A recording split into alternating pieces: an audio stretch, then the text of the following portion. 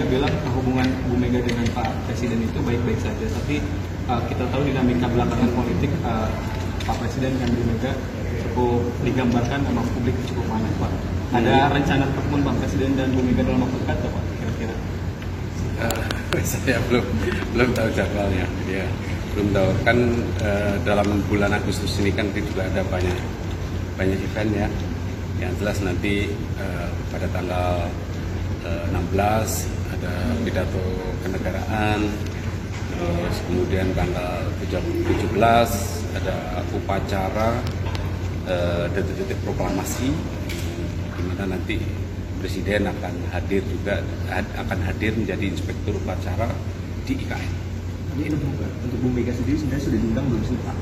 Undangan untuk jadi mantan Presiden akan diundang untuk hadir di upacara detik proklamasi di IKN.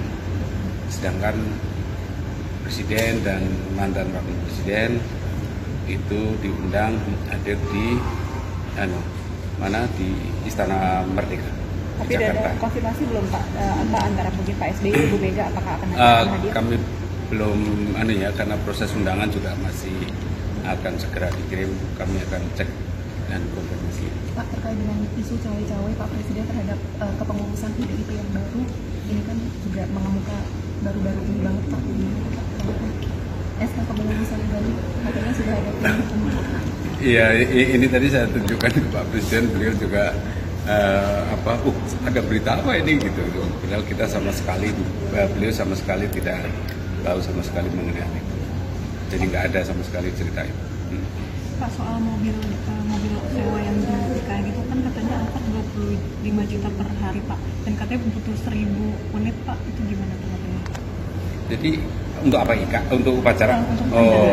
Jadi untuk upacara ini kan kapasitas IKN, infrastruktur di IKN sendiri sangat terbatas, dan juga jalur transportasi dari Balikpapan ke IKN juga terbatas, tol belum sepenuhnya jadi, bandara di IKN juga belum jadi. Ini tol dan bandara ini diperkirakan jadi di akhir Agustus awal September. Jadi untuk pelaksanaan upacara detik-detik proklamasi di IKN kita masih menghadapi kendala itu sarana prasarana transportasi. Oleh karena itu tantangannya bukan hanya jumlah mobil, tantangan yang paling karena terbatas maka kita akan menggunakan bus gitu. Jadi kita akan memfasilitasi transportasi berupa bus untuk menuju tempat upacara.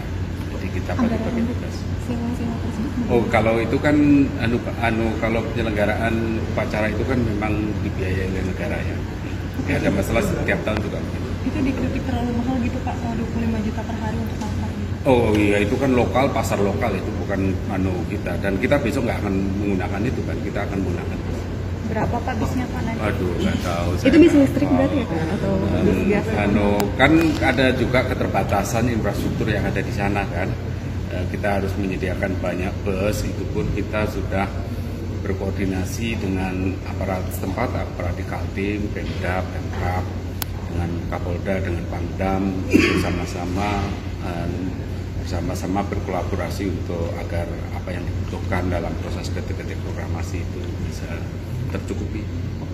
Soal protokol kesehatan kan itu cukup progresif, tapi belakangan banyak juga masyarakat yang menyuarakan soal misalnya kontrasepsi untuk remaja menjadi perhatian itu kurang sesuai sama budaya segala macam itu. Waduh, tanya Pak Menkes lah, ya.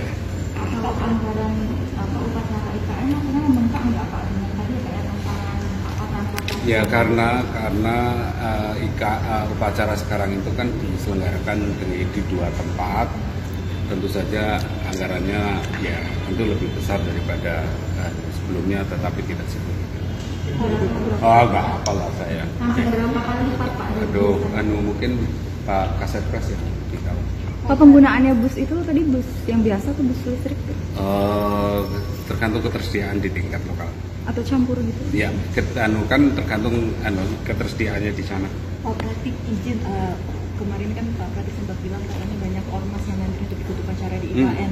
Ormas-ormas apa saja Pak, mungkin bisa disebutkan? Sebetulnya ada keinginan yang luar biasa untuk hadir di IKN. Jadi surat-surat masuk, saya nggak hafal ya, ada surat masuk dari organisasi-organisasi macam-macam yang kita terima.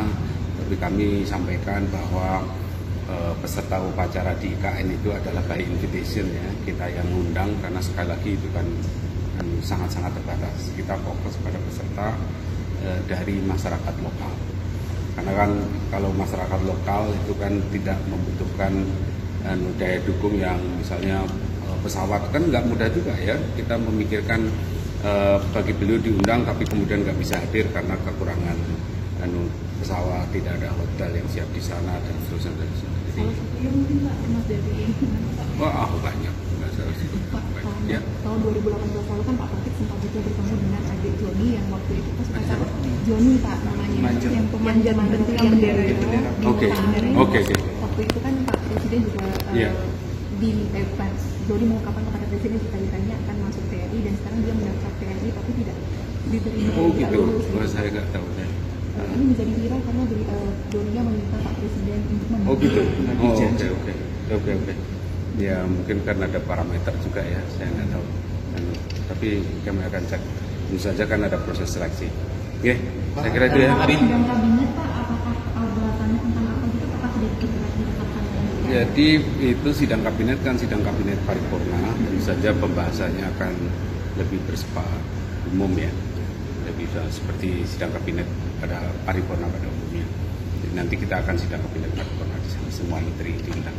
Tapi kan biasanya ada bidang khusus Pak, misalkan ekonomi kayak yang terakhir kemarin. Ya, sidang kabinet itu perencanaan tahun depan, evaluasi tahun ini, gitu kan. Apalagi ini kan di masa-masa akhir kan pemerintahan Pak Presiden Jokowi, kan kemudian transisi ke Pak Presiden Prabowo, ya, sekitar itu. Ya. Hari ini benar Pak Presiden ketemu Singapura ya? Di mana? Di sini. Kalau saya pas pulang kampung dan nggak. Ayo, Pak. Nggak ada ini juga nggak Pak, konfirmasi kalau Presiden hadir Kongres Nasdem Pak? Agustus tanggal 20. Kami cek belum ya. Saya belum cek. Tanggal berapa sih? Tanggal 20-an. Tanggal 20-an Agustus. Ya. Junjung tinggi prinsip jurnalisme dalam setiap tayangan terbaiknya. Menghadirkan berita bernilai sebagai referensi. Gelar bicara yang tajam. Tidak, ini kan kebohongan dok. Mengupas fakta demi fakta dan mendorong pencarian solusi. Serta investigasi yang mengungkap kebenaran. Rosi, Satu Meja, The Forum, Sapa Indonesia Malam. Nilu, ikuti semuanya bersama Kompas TV.